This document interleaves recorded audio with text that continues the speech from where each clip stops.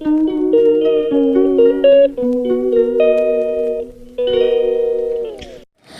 అందరికీ, ఈరోజైతే ఇంకొక వంటతో మీ ముందుకు వచ్చేసాను. అదేనండి, పిల్లలు కూడా ఎంతో ఇష్టంగా తినేది వైట్ సాస్ పాస్తా. దానికైతే ముందు మనం ఎలా ప్రిపేర్ చేసుకోవాలో చూసేద్దామా. దానికైతే ఫస్ట్ బాండి పెట్టుకొని అందులో అయితే నేను 3 టేబుల్ స్పూన్స్ ఆయిల్ వేసుకున్నాను. ఆయిల్ మంచిగా హీట్ ఎక్కే వరకు వెయిట్ చేశాను. ఆయిల్ అయితే నాకైతే చాలా మంచిగా హీట్ ఎక్కిపోయింది. నేనైతే ఇప్పుడు గ్రీన్ చిల్లీ అండ్ పచ్చిమిరపకాయ ముక్కలు ఇంకా వెల్లుల్లిపాయ ముక్కలు చిన్నిగా కట్ చేసి వేసుకున్నాను. ఇవైతే మంచిగా గోల్డెన్ బ్రౌన్ కలర్ వచ్చేంత వరకు మనమైతే మంచిగా ఫ్రై చేసుకోవాలి. ఇవైతే నాకు చక్కగా ఫ్రై అయిపోయిన తర్వాత నేనైతే అందులో ఆనియన్స్ యాడ్ చేసుకున్నాను. ఉల్లిపాయలు యాడ్ చేసుకున్నాక ఉల్లిపాయలను కూడా మనం బ్రౌన్ కలర్ వచ్చేంత వరకు వేయించుకోవాలి.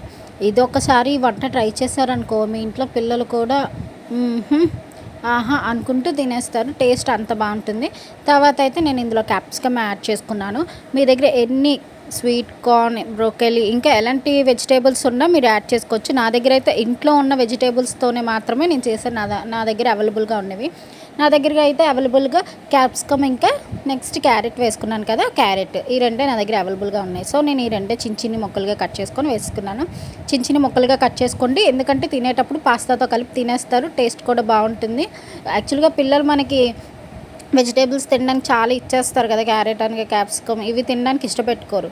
సో మనం అలాంటప్పుడు ఏం చేస్తామంటే ఇలాంటి డిషెస్ చేసినప్పుడు చిన్ని ముక్కలుగా కట్ చేసి వేసేసుకుంటే వాళ్ళు దాంతోపాటు అమ్మీగా టేస్టీగా తినేస్తారు. సో మీరు కూడా అలా ట్రై చేయండి. తర్వాత అయితే నేను అవి కొంచెం ఫ్రై అయిపోయాక ఇందులో అయితే వైట్ ఫ్లవర్ యాడ్ చేసుకున్నాను, అదే మైదా యాడ్ చేసుకున్నాక మైదా మొత్తం ఆ పీసెస్కి మొత్తం అంతా కలిసేలాగా మైదా పచ్చి వాసన పోయేంత వరకు మనం కాసేపు ఫ్రై చేసుకోవాలి. నేనైతే 5 to 6 minutes ఫ్రై చేసుకున్నాను.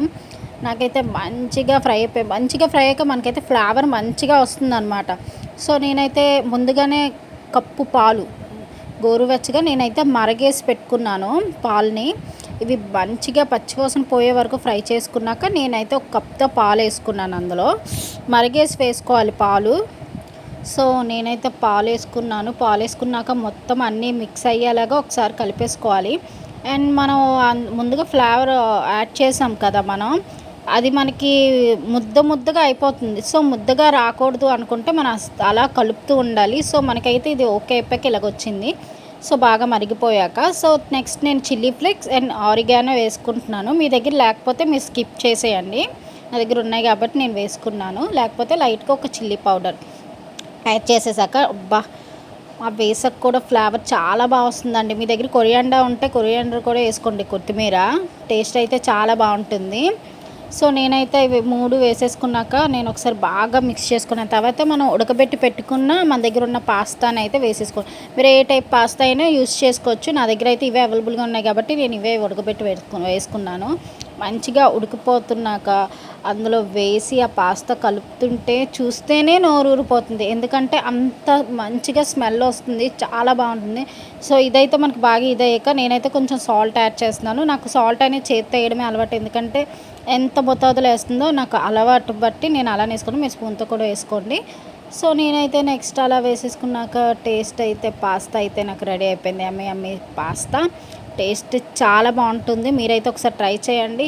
నా ఛానల్ అయితే మీకు నచ్చినట్లయితే లైక్ చేయండి, షేర్ చేయండి. Don't forget to subscribe. Taste అయితే అదిరిపోతుంది. ఒకసారి మీరు ట్రై చేసి నాకైతే కామెంట్ బాక్స్లో ఎలా ఉందో ట్రై చేసి నాకైతే కామెంట్ చేయండి తప్పకుండా. టేస్ట్ అయితే చాలా బాగుంటుంది.